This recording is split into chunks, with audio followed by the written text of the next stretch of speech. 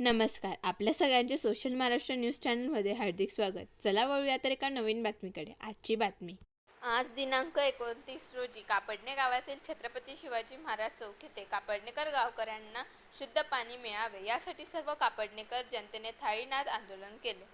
असं म्हणणं आहे की आपल्याला देवबाणे धरणामधून पाणी 12 इंची पाईपलाईन जाऊ देत नाहीये आणि ती पाईपलाईन जाऊ देत नसल्यामुळे आम्ही असा विचार करतोय ग्रामपंचायत की आम्ही ते डायरेक्ट जामफळ धरणाला जोडावी. आणि इंजिनियरचं असं म्हणणं आहे की जर आपण जामफळ धरणाला ती पाईपलाईन घेऊन गेलो तर आता प्रत्येक कुटुंबाच्या किंवा प्रत्येक व्यक्तीच्यावर पाणी भार म्हणून किमान 3,500 रुपये हा खर्च पडणार आहे. हा खर्च परवडणार आहे का आपल्याला? हा, म्हणून आम्ही ग्रामसभेमध्ये सर्वांच्या सहमतीने सांगितलं की आमचं जे पाणी आरक्षित आहे ते आरक्षित पाणी ग्रामपंचायतीने देवबाणे धरणामधूनच ती पाईपलाईनची व्यवस्था करावी. 6 इंची जिथून आहे तिथून आणि पुढे 12 इंची जोडून ते कार्यान्वित करावी. म्हणजे आंदोलनाचं पहिलं यश आपलं आहे की ते 3,500 रुपये आपल्यावर पडणार होता बोजा, तो आपण कुठेतरी थांबवलेला आहे. दुसरा मुद्दा असा आहे की आपल्याकडे जे योजना आलेल्या आहेत विविध, या योजनांमध्ये जी दिरंगाई चालू आहे ती या आंदोलनाच्या माध्यमातून समोर आलेली आहे.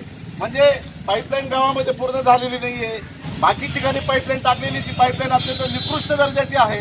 असे जे सर्व मुद्दे समोर येत आहेत ते मुद्दे समोर आलेल्यामुळे आपल्याला या आंदोलनाला एक वेगळं स्वरूप मिळालेलं आहे.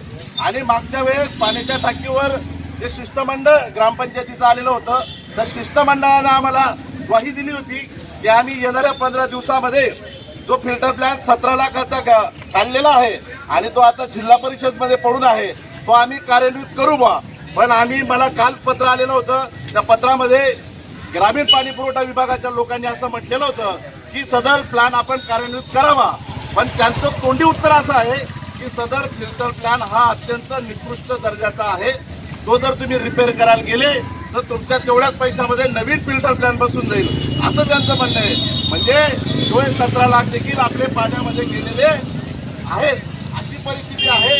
आणि मध्यंतरीच्या काळामध्ये अजून एक अफवा पसरली की दुसरी ग्रामसभा जी रविवारी झाली त्या ग्रामसभेनंतर गावात एक चर्चा सुरू झाली की समितीचे लोक किंवा जे आंदोलन करते हे मॅनेज झाले. म्हणून हे आपल्याला गावाला दाखवून द्यायचं आहे की आम्ही कुठल्याही प्रकारे मॅनेज होणार नाही. जोपर्यंत गावाला शुद्ध पाणी मिळत नाही तोपर्यंत हे आंदोलन थांबणार नाही. म्हणून ग्रामपंचायतीला आणि प्रशासनाला जाग आणण्यासाठी आजचं हे आमचं थाळीनाद आंदोलन आहे. एकदम ज्या समस्या आहेत सर्व मांडले गेले आहेत. पण मला या गोष्टीचं नवल वाटतं, एवढे आंदोलनं होऊन सुद्धा आपले पालकमंत्र्यांचं लक्ष नाही किंवा सीओ सुद्धा या गोष्टीमध्ये लक्ष घालायला तयार नाही किंवा कलेक्टर साहेब लक्ष घालायला तयार नाही. ही मोठी शोकाची काय की हे आंदोलन त्यांच्यापर्यंत पोहोचलं नाही का? एवढ्या टीव्हीत बातम्या चालू आहे, वर्तमानपत्रात बातम्या चालू आहे, ग्रामसेवक त्यांच्या पद्धतीने काम करतायत, बॉडी माझी मिसेस पण आहे पण ते त्यांच्या पद्धतीने काम करतायत. कोणतीही सिरियसपणा किंवा गांभीर्य या गोष्टीमध्ये दिसत नाही. भ्रष्टाचार समोर स्पष्ट दिसतोय तरी सुद्धा या गोष्टीमध्ये कोणीही काही करायला तयार नाही. ते पाईप वर टाकून दिलेले आहेत, अक्षरशः वर टाकून गटरीमध्ये. नदीला जर पाणी आलं तर ती पाईपलाईन अख्खी वाहून जाईल तरी सुद्धा त्या गोष्टीमध्ये कोणी लक्ष घालायला तयार नाही. एवढी प्रतिक्रिया माझी आहे आणि या गोष्टीकडे लक्ष द्यावं. या गोष्टीला एक मिनिट,